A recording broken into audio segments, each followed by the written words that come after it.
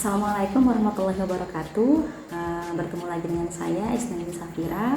Kali ini kita akan membahas mengenai managing dalam teknologi pendidikan. Managing ini adalah mengelola dalam teknologi pendidikan. Mengelola dalam teknologi pendidikan ini meliputi perencanaan, kemudian pemantauan dan juga pengontrolan. Nah, tujuan dari pengelolaan dalam teknologi pendidikan ini mendukung pembelajaran di sekolah, kemudian juga mendukung pendistribusian media dari pusat ke sekolah. Pengelolaan dalam teknologi pendidikan ini meliputi 4 hal. Yang pertama itu adalah mengelola proyek, kemudian yang kedua adalah mengelola sumber, yang ketiga adalah mengelola kinerja, dan yang keempat adalah mengelola program. Nah, untuk mengelola proyek itu ada di dalam teknologi pendidikan itu umumnya berkaitan dengan desain atau pengembangan sebuah pembelajaran. Kemudian yang kedua itu tadi adalah pengelolaan sumber daya. Pengelolaan sumber daya ini meliputi pengelolaan sistem penyampaian dan juga pengolahan informasi. Termasuk juga di dalamnya itu adalah media atau metode yang digunakan untuk menyampaikan informasi. Kemudian yang ketiga itu adalah pengelolaan kinerja. Nah, untuk pengelolaan kinerja ini ada beberapa langkah. Langkah pertamanya adalah mendefinisikan atribut atau kualitas dari dasar kebutuhan pelanggan atau kebutuhan peserta didik. Kemudian yang kedua itu adalah memutuskan bagaimana mengukur setiap atribut itu.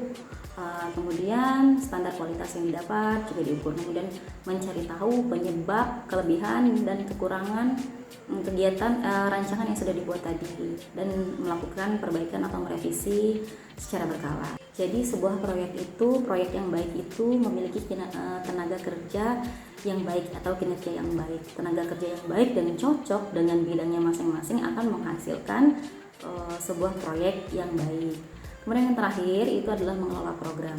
Mengelola program ini hampir mirip dengan mengelola proyek. Bedanya, mengelola proyek ini didorong oleh spesifikasi, kemudian dia memiliki waktu yang terbatas, dia juga menghasilkan suatu produk atau jasa. Sedangkan program itu didorong oleh misi, kemudian dia juga memiliki jangka waktu yang lebih lama, lebih panjang, juga bersifat lebih luas, dan juga mengandung beberapa proyek. Nah, mengelola program ini erat kaitannya dengan kepuasan dari konsumen atau kepuasan dari peserta didik.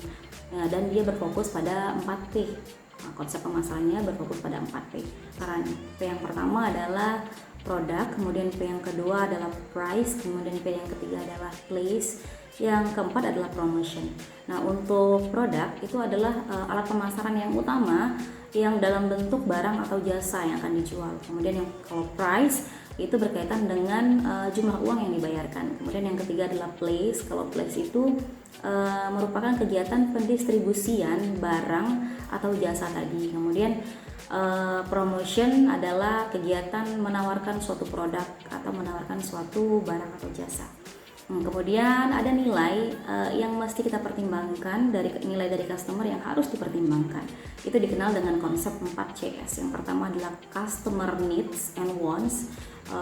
Dalam hal pendidikan itu dikatakan seperti analisis kebutuhan peserta didik. Kemudian yang kedua itu adalah cost the customer yang dibayarkan. Kemudian ada convenience, itu adalah kemudahan atau kenyamanan peserta didik itu menerima pembelajaran dari desainer atau dari guru. Kemudian yang terakhir adalah communication, bagaimana membangun komunikasi antar guru dengan peserta didik. Keempat kegiatan tersebut harus dilaksanakan oleh seorang manajer, atau dalam hal ini di sekolah dilaksanakan oleh kepala sekolah, waka kesiswaan, waka kurikulum, dan lain-lain. Dan kalau di perguruan tinggi dilaksanakan oleh rektor, dan kemudian waka rektor, dan lain-lain. Oke, terima kasih atas perhatiannya. Sampai di sini dulu materi hari ini. Wassalamualaikum warahmatullahi wabarakatuh. Sampai jumpa lagi.